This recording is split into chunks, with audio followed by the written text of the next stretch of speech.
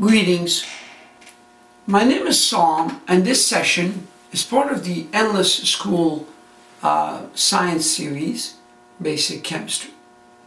We will extend this as far as we can to different levels with regard to chemistry.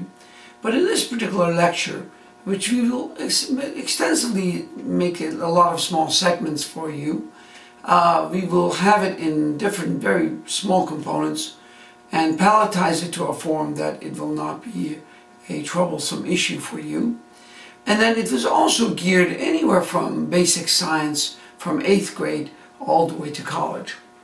Literally all of these are used over and over for quite a number of areas. So let us begin. One question that is always being asked, somebody comes out to you and says, "What's the matter?" Well, you could talk about your feeling, how you're doing, etc., etc. But the problem is that a chemist will not give you that answer. A chemist simply says, a matter is a substance comprised of atoms, etc., etc., and it has to have a volume and weight. Some sort of a volume or some sort of a weight has to be occupied in the space. Therefore, your feeling is not chemistry and is not a matter. So do not ask me what's the matter and give you my feelings. So in response to a chemist saying what's the matter, you do not say, hey, not much or nothing, etc., etc. You simply say matter is everything, which simply says anything in the universe that takes space and volume. So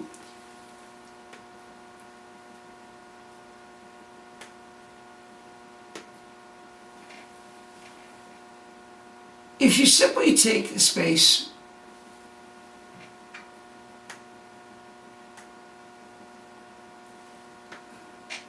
it has to have a space and it has to have mass.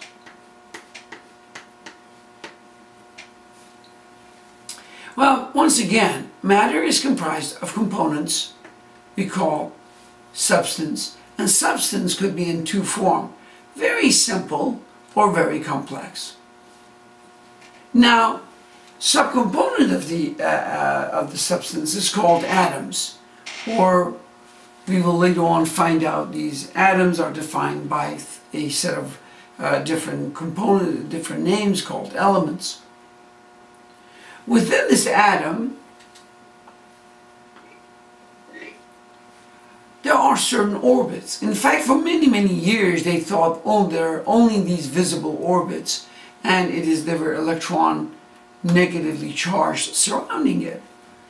But once a guy called Bohr identified that absolutely there is something very, very heavy embedded within this particular atom, and the electrons are almost weightless. And then hence the word nucleus was identified, and nucleus is comprised of protons and neutrons. There are other things. There's neutrino, antineutrino, gluons, leptons, quarks, etc., etc. They sound like Star Trek to me right now. We will not study them. As a nuclear engineer you would, or a nuclear chemist you would, but not at this stage. So, going back to this, you have the electrons orbiting, you have the nucleus, which is extremely heavy as opposed to electrons, with protons and with neutrons.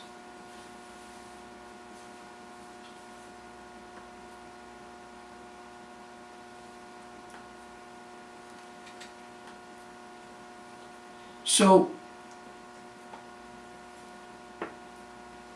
what are the properties? The proton has a mass. For the sake of argument, let's call that mass 1 unit. And we need to call it something, that unit has to have a little more definition. We call it 1 atomic mass unit. The other issue is that the number of protons indicate the atomic number. Remember, we have an atomic mass and atomic number. If the atom is not charged negatively or positively and is just neutral, that means that the number of electrons is equal to the number of protons. Therefore, the number of positives and negatives actually cancel out. So that atom is neutral charged, and it does not have any negative or positive charge. On the other hand, electrons has exactly the same level of charge. Now, what is that charge? 1.6 times 10 to the minus 19 coulomb, which later on you can learn in physics what coulombs are. But in electron is that this exact same value, but with a negative. There's one more item. The mass of the electron is so slight. Say 1 over 1836 of a proton. Almost zero. Because it is so small, as you have learned in physics, the gravitational forces do not exist. So the only force that you have is based on the attraction of the positive or negative charges from the electrons and the protons. The other issue that you'd like to know is that the electrons are actually orbiting at different locations, ladders or steps. These very known defined components are considered as energy levels.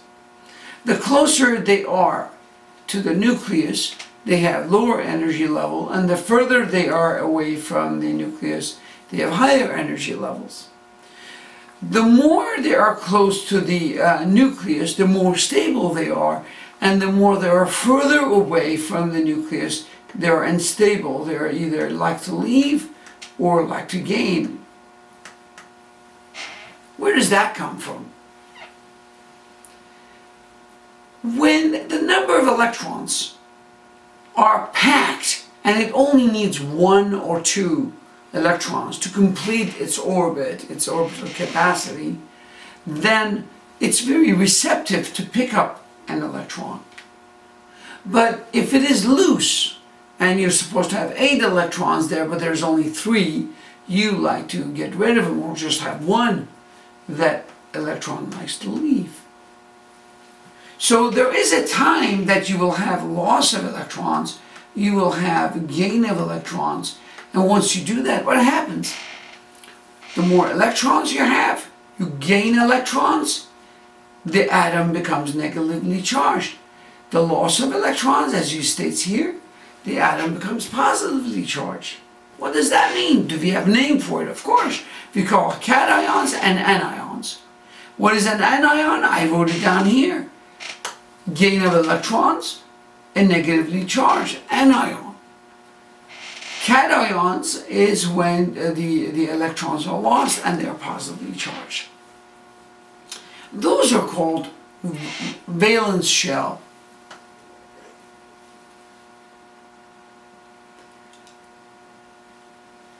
Let me describe neutron a little more before I go to my next slide.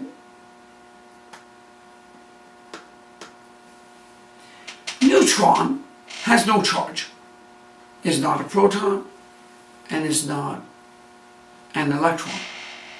It is still resides at the nucleus, and then also the mass is slightly greater than 1 AMU, close enough. And the number of neutrons in an atom could vary. The number of proton always stays the same for carbon. It does not change, 6. But the number of neutrons do vary. So if you have a carbon 12 and carbon 14, the difference of the mass is the number of neutrons. What is the mass of an atom? Number of protons with the number of neutrons plus number of electrons. And this is almost negligible. So to go back, C12, which is the atomic mass, is the combination of neutrons and protons, And carbon-14 is still a carbon, 6 protons, but it'll have 8 neutrons. Now, so these are called what? Isotopes. Well, that will be the next slide. The other issue is that if the carbon-14